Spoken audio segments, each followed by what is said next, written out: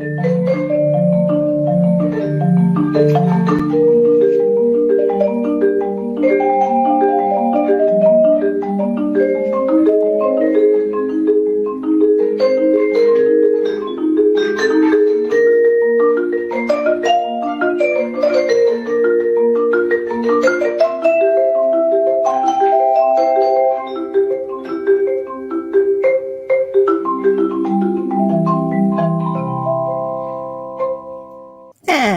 welcome to Hey Boomer. My name is Wendy Green, and I am your host for Hey Boomer. And I recognize that some of the issues that we face as we age may not always be easy, but I also know that having supportive relationships with ourselves and with others makes the journey smoother. My goal is to bring on guests who will provide us with wisdom and insight and knowledge for what it means to have dependable, supportive relationships in our lives. Today, our topic is about the caregiving journey, from being a care partner to a caregiver, specifically to someone with Parkinson's disease. But before we tackle this topic, I really want you to listen up. Listen up. I have some exciting things to share with you. First of all, the inaugural Boomer Believer meeting was wonderful. Everyone got to ask questions of our guest, and we gained behind-the-scene insights into the writing of the feud. Our next Boomer Believer meeting will be on February the 27th at 6:30 Eastern Time. We're going to be talking to Joy Laverde, the author of The Complete Elder Care Planner and Who Will Take Care of Me When I Am Old. As a Boomer Believer, you will have access to the Boomer Believer Zoom meetings where you get to ask our guests just about anything you want. You also will have access to the Boomer Banter, which is a monthly community gathering where we focus on a topic and we build supportive friendships and we learn and we grow together. And you're going to get a special edition Hey Boomer ball cap. You get all of this for $25 a month. It's really an amazing deal. I want everybody to take advantage of it. And how do you sign up for it? You go to buymeacoffee.com/heyboomer0413. So do that now. You don't want to miss being part of the Boomer Believers. And this next thing I'm really excited about. Okay, so you know that I have mentioned Delilah Home before. They are the company that produces the highest quality, and seriously, I have never had towels like I've gotten from Delilah Home. So it's the highest quality, 100% organic hemp bed sheets and 100% organic cotton towels. And they give back to their community from the profits that they make. They are truly a wonderful company, and they like Hey Boomer. So I spoke to the owner the other day, and he agreed to let Hey Boomer listeners get 20% off their entire purchase for the month of February only. So in order to do that, you use the link bit.ly/DelilahHome-Boomer. And to get the 20% off, you have to enter Hey Boomer, all one word, at checkout. Remember, it's only good through the month of February. I am going to include those links in the show notes. So I'm excited about that. Okay, our guest today, Dr. Terri Pease, wrote a book called Love, Dignity, and Parkinson's, From Care Partner to Caregiver. Terri Pease is an author and caregiver advocate for people who are caring for someone with Parkinson's. She posts information, support, and resources on her website, which is Terri Pease, Pease.com. Also will be in the show notes. And we're going to hear Terri's story of moving from a care partner to a caregiver for her husband, who was diagnosed with Parkinson's before they even met. Having read her book, I am much more aware of the progression of the disease, but more specifically, how it impacts the person with Parkinson's and how it impacts the caregiver and the couple relationship. If you know someone who is caring for someone with Parkinson's, you will definitely want to point them to this episode. They can join now if you can reach out to them and listen live, or they can watch the recording on YouTube or listen on any podcast channel that they prefer. So let me bring Terri on and say hi, Terri. Hi, Wendy. I'm so glad to be here. I am so grateful for the work that you're doing and what you're going to share with us today. So why don't we start off with you telling us your story of how you met your husband and started on this journey?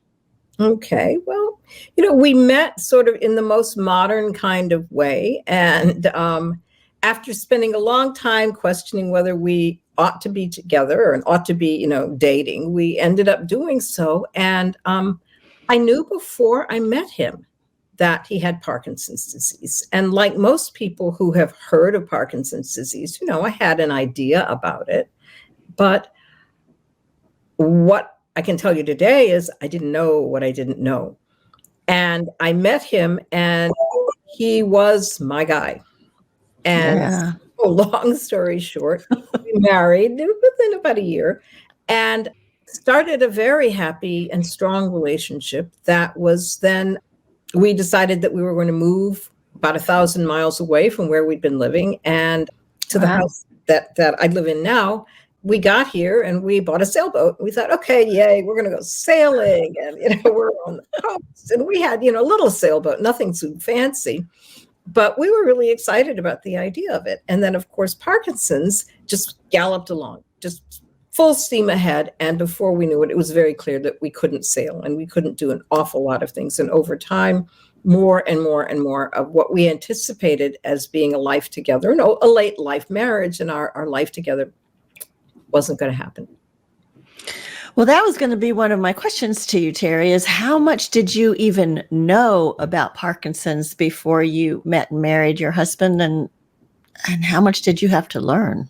Well, I had a ton to learn. And what I realized is that some of it was things that he didn't even know. I mean, he introduced me to his doctor and, she gave me some ideas, but what I didn't know were the details of caregiving. And the more I talk to caregivers, the more I realize that most of us enter into this experience of being a Parkinson's caregiver with very little of understanding of what we're going to be experiencing and surprisingly little information and support out there.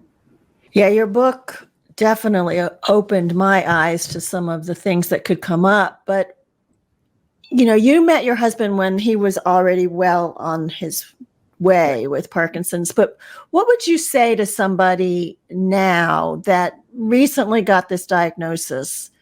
Like, what would be some of the first couple of things that they should start to think about? Well, the first thing I would say to the caregiver is take a deep breath. Parkinson's is a very long haul in almost every case. And so there's nothing that you have to go barreling right into doing. And then I recommend in my book, and I recommend other places, that really the first two things that you do, really three things, are first, to just be with your partner and recognize together, holy Christmas, this is not what we'd planned. We have no idea what this is. And if in fact you can say genuinely, I'm here with you. You won't be facing this by yourself. Say that. There's one important thing that you shouldn't say. Many people right away end up saying, oh, I'll never put you in a nursing home. I'll take care of you at home all the way through. Don't worry about that. And it's just not a realistic promise that you can make early on in that situation. You can absolutely intend not to have a person live away from home. But in fact, there are circumstances, and I talk about them in the book, and I talk about them other places, where the best care is not the care that can be given one-on-one by an untrained person.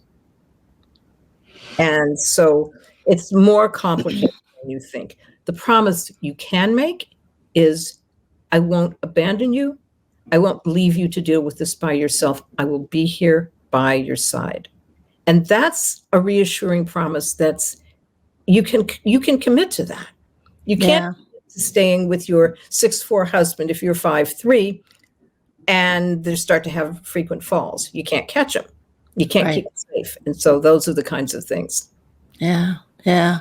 So the communication that you have to have, I think hopefully you're in a strong relationship when you first get this news, but that seems to me that's got to be so crucial to talk about what's next. What do you want? How do you want to be cared for? It's not just what can you do, but how do you want to be caring for your partner? Absolutely. I mean, there are two of you and only one of you has Parkinson's. And so that early conversation is very important. And really, you can't even ask all the questions right away because you just don't know. Yeah. And then there's a wrinkle that is important to understand. Parkinson's is a brain disease, not a body disease. And people tend to think it's about the spine and the muscles and the bones, and that's why a person has trouble moving and so forth. And yet what it really is about the ability of the brain to control all sorts of things.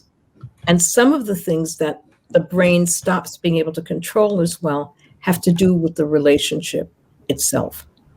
And so the things that you do to solidify your relationship and your presence in the relationship early on are really important, because your partner, if they're like most people who have Parkinson's, over time will become less and less able to be engaged with you. Yeah, I read that, Terri. That's got to be even twice as hard to be a caregiver for someone that can't return thanks and gratitude and that kind of stuff. Yeah. I mean, it's really hard. And they could love you from head to toe.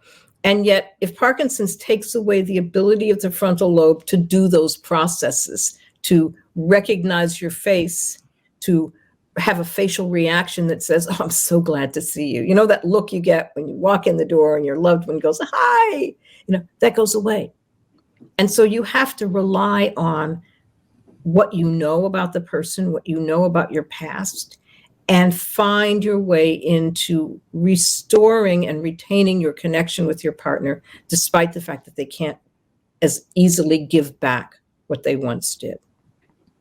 So, like you said, I mean, we all are aware of Parkinson's and the tremors and, Tremors and stiffness and sticky feet. right. We're aware of that. Mm-hmm. Were you aware of this inability, the facial being frozen, the not able to show emotion? Not at first. One of the first, the neurology people call this non-motor symptoms. Motor symptoms are the mobilities, the movement stuff. Non-motor symptoms are all the rest. I was aware of the impact on facial expression. And I remember a friend who came to be with us when we were getting married said, "I don't think he likes me." And I thought, "What do you mean? Of course he likes you." And then I realized as we talked, she said, "But he never smiles. He never looks at me." And I realized, that's Parkinson's. And he looks still face is what they call it. Even when you first got married? Even when we first got married. And I think in our connection with each other, that was more available. But for someone new, when, strangers, it was under stress, and we're getting married, and, all of that, his face just became much more still. And she could not detect the person under the still face. Wow. Now, if you don't know that that's happening to your partner and they don't yet have a diagnosis, all of a sudden you think, what's happening to my marriage? My partner doesn't care about me anymore. He doesn't respond, or she doesn't respond anymore. I, tell them some good news and I don't get much of a response. And you start to feel like things are falling apart in your household. It's only after you get the diagnosis that you realize that has nothing to do with their personality. It has everything to do with their brain. And then you may end up having to restore things that have kind of come apart because of the impact of Parkinson's. Yeah, because you talk about that in your book, that sometimes that is the symptom that shows up before a lot of the tremors, and it can break up a marriage when you don't even know that the person has Parkinson's yet. That's right. I'll never forget the times I talked to caregivers who tell me, I didn't know that was going on. I thought he was leaving me. I thought our marriage was falling apart and we'd always been so strong. And so the sense of loss is one of the early experiences. Your doctor's not going to tell you, because in many times the doctors sadly, don't really get it. I mean, my big wish is at some point to stand up in front of a neurologist and say, you need to tell the care partner, the caregiver, what's coming, and help them be ready to be able to sustain it, to sort of stay the course. I'm glad you said that term, care partner, because you mentioned the difference, the care partner and the caregiver. Can you describe that a little better for us? Absolutely. When you're a care partner, there are two of you working with the issues around the disease. I spent time with a family member who had a significant diagnosis that was worrisome, but we were in it together. We both did cooking and traveling and making appointments and all of that, so that it was a partnership of two grown people with grown people's capacities, doing the things involved in helping my family member get well. My family member did get well. Thank you, modern medicine. Mm-hmm. But it was very different than being a caregiver. When I was my husband's caregiver, there became less and less and less that he could take care of for himself. And when you become a caregiver, the burden, the responsibility, the blessing, if you want to call it that, all rests with you to keep your household and your relationship and their well-being, their health in order. And it's all on you and the people that you can recruit to help you.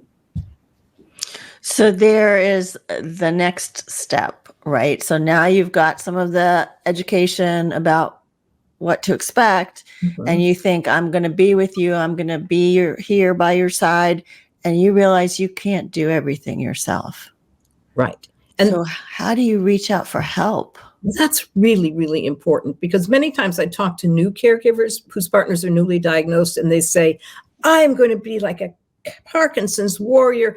I'm going to do absolutely everything I can to protect my beloved partner from this awful disease. And I think they burn themselves out. Of course. And it's exhausting. It is exhausting. And many families are private, and they think, oh, I don't want to tell my kids, my neighbors, I don't want to burden people. But then you've isolated yourself. And then 2 months, 2 years, more than that down the road, you're carrying the entire burden, and you look around and everybody else is off living their lives. I believe it's really important early on to say things and engage people in some of the simple things that helps them see the person with Parkinson's as the condition is progressing, so that they're not surprised when you need help to help them get into the car to get to a doctor's appointment, or you need help to help them get up the stairs, or you need help to make a decision to move to another house. If you've never talked to people before, then you're still on your own. I've heard from people who say that their person that they're caring for doesn't want anybody else in the house to help. They just want their partner to help. Right. How do you navigate that? That's a tough one, because sometimes you cannot do what your person wants. And I think there are times that you have to say, oh, I understand. And if I could do it all, I would. But I can't do it all. So these are our choices.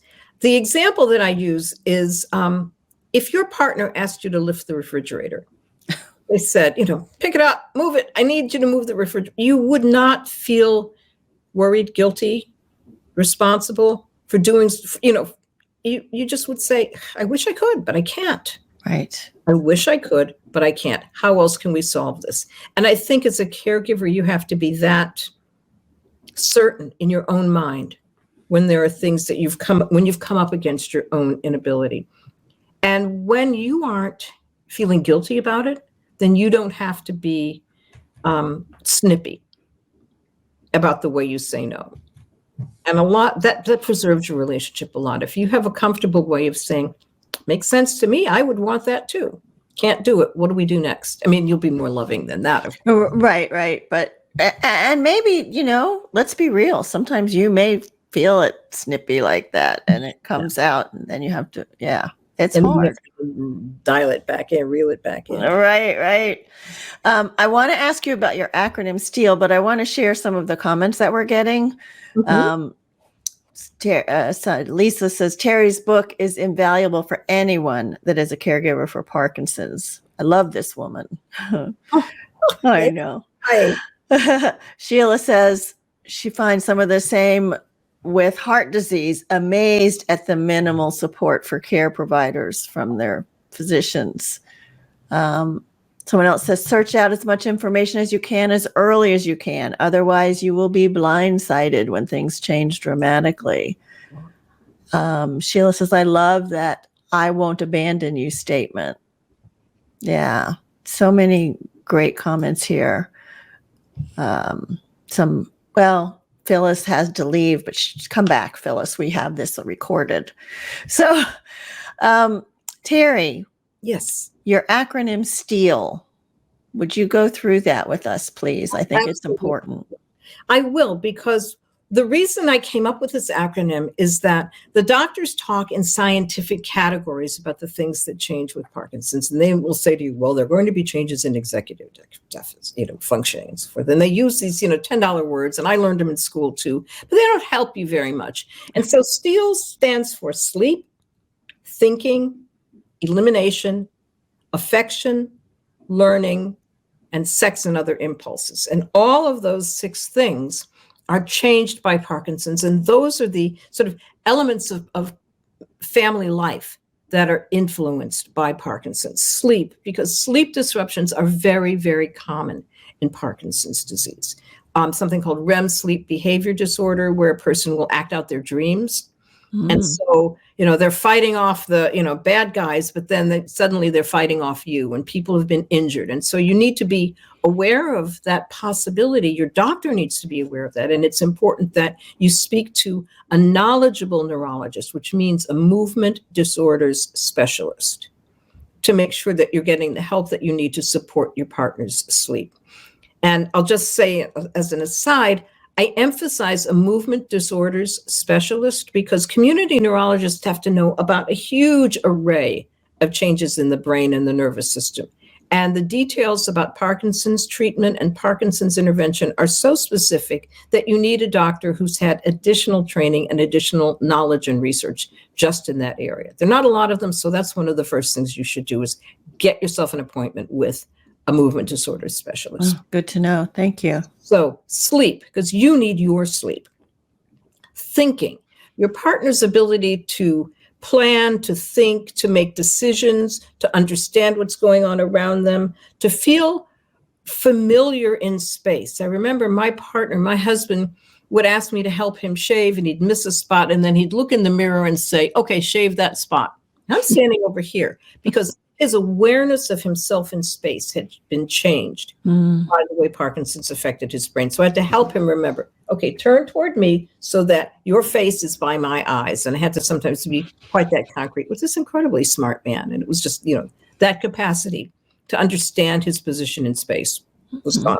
Elimination, bathroom problems are really huge. Constipation occurs in Parkinson's because just like the muscles involved in walking and talking and so forth, the muscles involved in elimination are also affected by Parkinson's. And so constipation can become a very huge problem, and it's very important to be on top of that.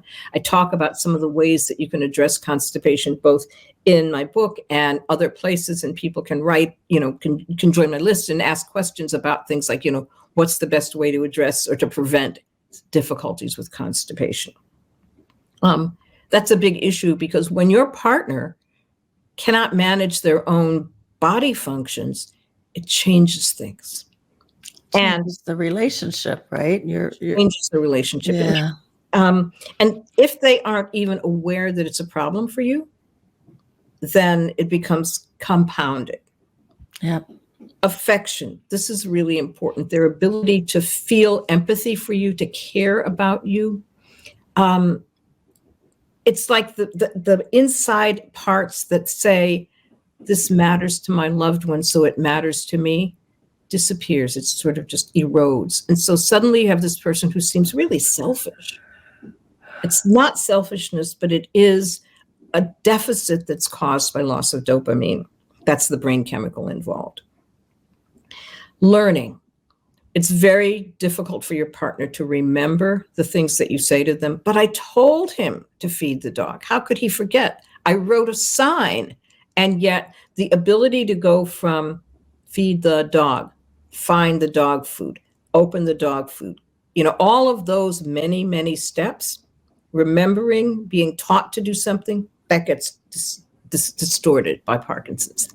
And then sex and other impulses. There's a whole range of impulse control issues that come up with Parkinson's. Some people become sexually very elevated and demanding, and are not. It's just not always easy for them to take no for an answer, and so that's a huge issue in a relationship.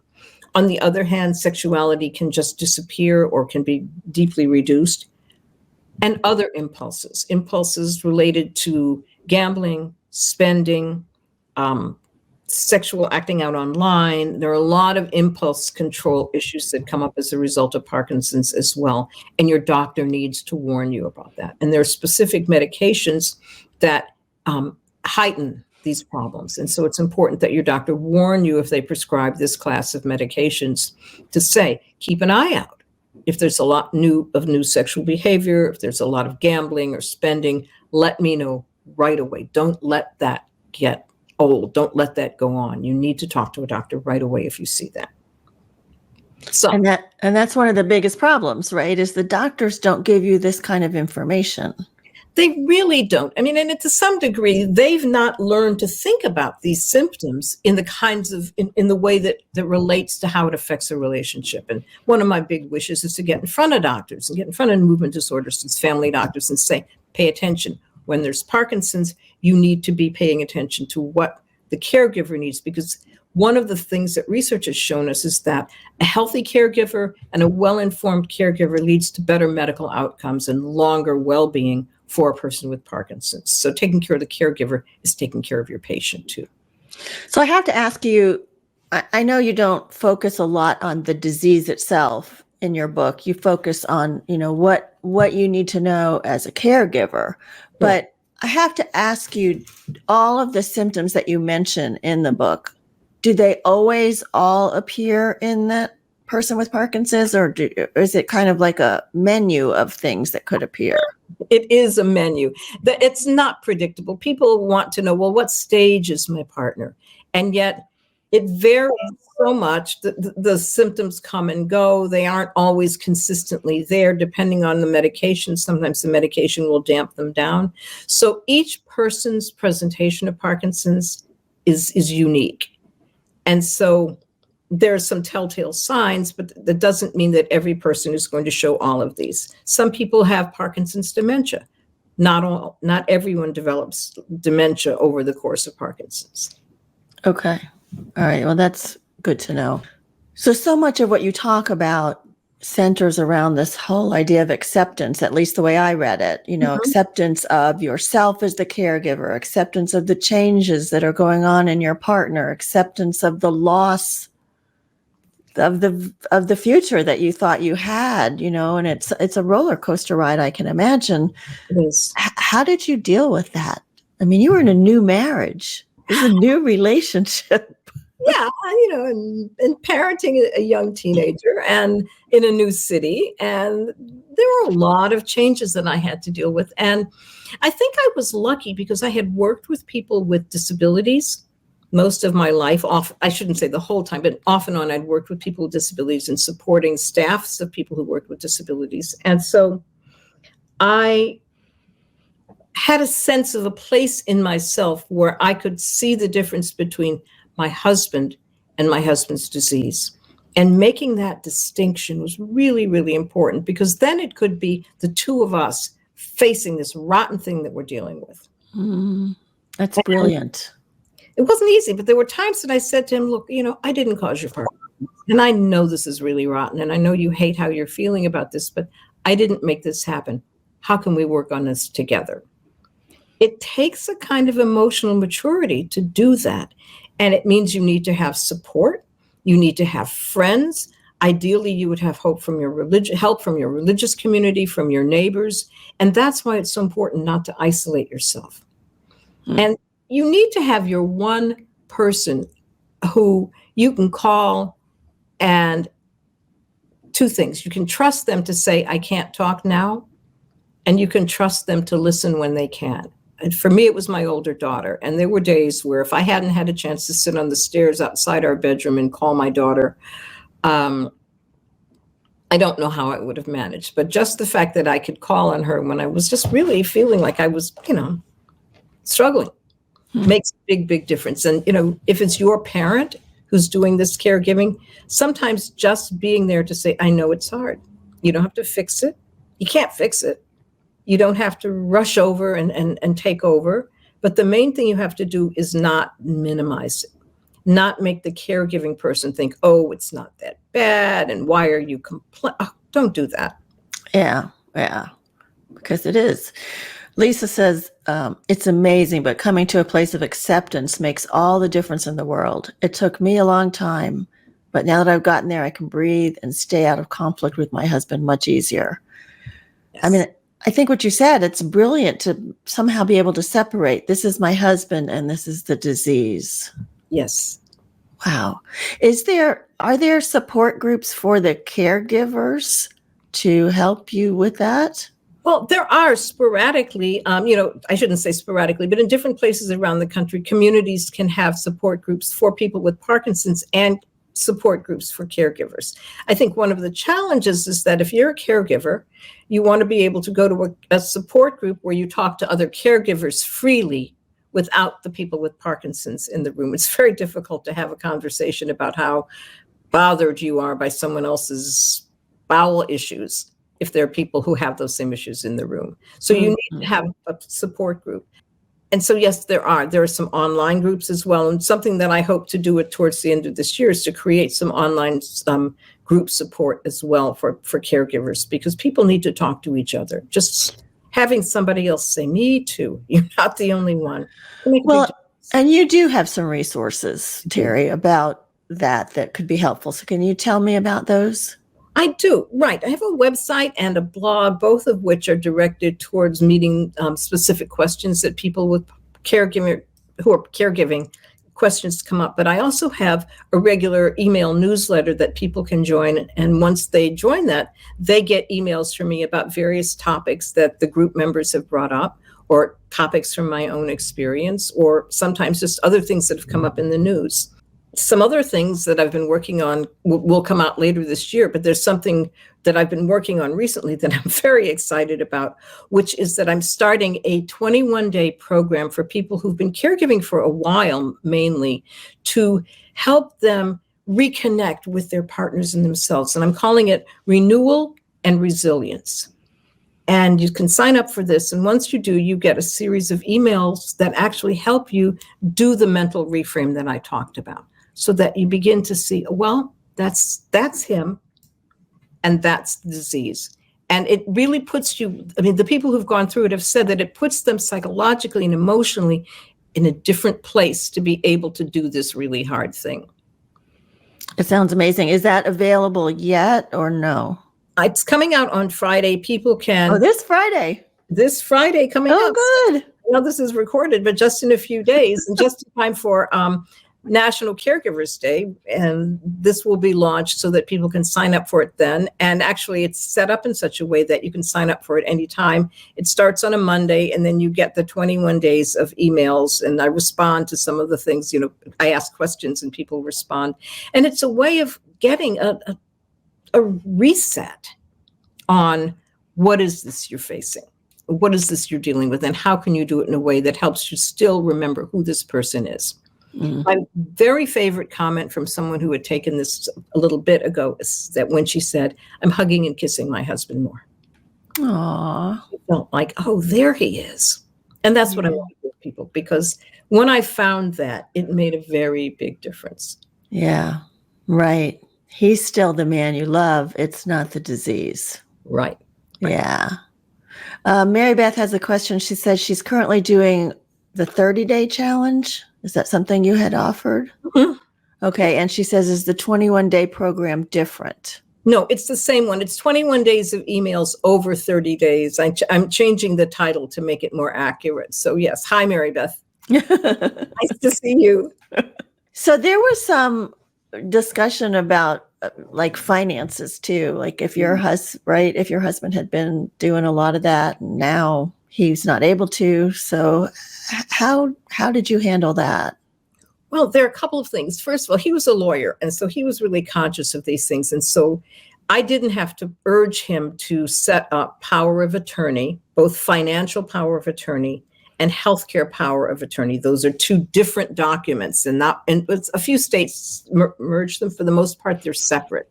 And once those are signed, those create the foundation for you, the caregiver, care partner, to be able to manage the finances. But I learned, and other people have learned, that you also need to go to your bank and say, I have signed, notarized power of attorney from my person. What else will you need for me to be able to pay our bills, for me to be able to draw money? And find out what your bank's own paperwork is, because what I learned was that the bank right down the road, who knew us very well, still required me to come up with more paperwork and to sign, and for him to sign. This is important. If you wait until your partner's impairment is showing, the bank may say that they're not able to, or the lawyer may say that they're not able. You need to do those things early on. And I actually have a list of things in my book and a list of things that people get when they sign up about what are some of the first things that you need to do to secure your finances. Understanding the difference between Medicare and Medicaid is also important, because we hope that Medicare covers long-term care. It does not. And that's such an important thing to understand early on, because you've got to organize your finances in such a way that if you can't cover the costs, you use the things that we've been paying taxes for all our lives to take care of your partner. And that means that you need to talk to an attorney about setting up your finances properly. I'm not a lawyer, I can't talk about it. Right. But that's an important piece of information, though. You've got to do this while your partner is still able to participate in that conversation. Otherwise, it could really put you in a bind. Some of this can be so overwhelming, Terri. And, I want to leave people with some positivity, some hope. And so I wonder, knowing that there's no cure for Parkinson's, right, and for the Parkinson's patient, I don't know how you would describe hope, but what are 2 or 3 takeaways that you could leave for the Parkinson's caregiver that might give them some hope? Well, there's some things there's a brand new book out about diet and exercise that turns out that exercise is the one thing that we know that actually helps to slow the course of Parkinson's disease. And this is relatively new research. There's a new book about it. I didn't write it, but if someone signs up, I'll be talking about it next week in the emails that come out on my list. And you can find out about this book, and it describes not only that exercise is important, the specific details of what kinds of exercise. My husband rode a stationary bike every day for years, even after he went to memory care. And I know that slowed the progression of the disease for him. So it's not hopeless, but, we get old, we get ill, and Parkinson's is not the only thing that could have happened, but this is the one that happened in your life. The thing is that you can continue to have a loving relationship, and you can continue to be you. And I think the thing I see in you is that you learned from this experience of caregiving for your husband, so much so that now you want to share this with other people and help. So your life enriched in a way. Yeah, in a way it did, because I wrote this book because I thought I learned all these things. I can't keep them to myself. And I didn't know I had a book in me, but it was very exciting to discover that I did, and to discover that people wanted to read it. And so I'm really happy to get it out to other people. And I'm really happy to reach out to caregivers, because it's too much to do by yourself. And there are other people out here to support you. So Terri's book is called Love, Dignity, and Parkinson's: From Care Partner to Caregiver. Love, Dignity, and Parkinson's. And it does go into a lot of details and resources and ideas. I would highly recommend it if you are facing this. On Terri's website, which is Terri, Terri, Pease, Pease.com. You can find her blog. You can find this 21-day course, or do you call it a course? It's a program or a course. Okay. Sign up for her newsletter. I mean, all of that is there on her website. And you mentioned to me, Terri, that you also will do some coaching for. Yes, I will. I mean, I don't have a lot of slots for that, but sometimes people just need a conversation or two to be able to talk through what is it that's really getting them stuck. And I'm really happy to do that. And they can sign up for that as well on my website. I'm happy to be able to offer that as well. Well, certainly your empathy came through in this conversation. So I think that I can see how you would be a tremendous source of support for somebody who's having to deal with this. And from some of the comments that I've seen too, people that have worked with you or taken your programs, they also have benefited tremendously. So Thank you for that. Yeah. You also have a Facebook page and an Instagram page, also Terri Pease, but it ends with Ph.D. Right. And you told me you just launched a YouTube channel. I just did. I just put up my first YouTube, and it was kind of an experiment, but I'm going to be putting up YouTubes because I realized I love to talk to people, and you can't get out necessarily. So it helps to hear a voice from across the internet telling you, here's how you can solve that problem. Here's what you might need. Here's how you can help and find help. Yeah. So lots of places that you can find Terri. Thank goodness. I love that we got so many comments on this episode. Lots of people were helped by this. If you're listening on the podcast, please go ahead and leave your comments there. Let us know what you learned, rate and review. That helps other people find it. And share this with your friends or family members that you know are going through this or may be beginning this journey. There's so much resources and so much to learn about being a caregiver, particularly to someone with Parkinson's. Let me remind you, as we switch gears, to please become a Boomer Believer and join us at the end of this month to talk more about actually what we're going to talk with Joy about on the show next week, which I'll mention, is about being a solo ager and not only who's going to care for you, but are there other people in your life that may be asking you to be there for them should they need extra care? And, having that conversation, what are you willing to do and what are you going to need? So that's going to be what we'll talk about next week with Joy. And then when she's on the Boomer Believer Zoom meeting, you can ask her all the questions you want about that. And the other thing is the Delilah Home. Thank you, Delilah Home, for being such a supporter of Hey Boomer. Go and get your 20% off on any purchase you make there this month. You go to bit.ly/Delilah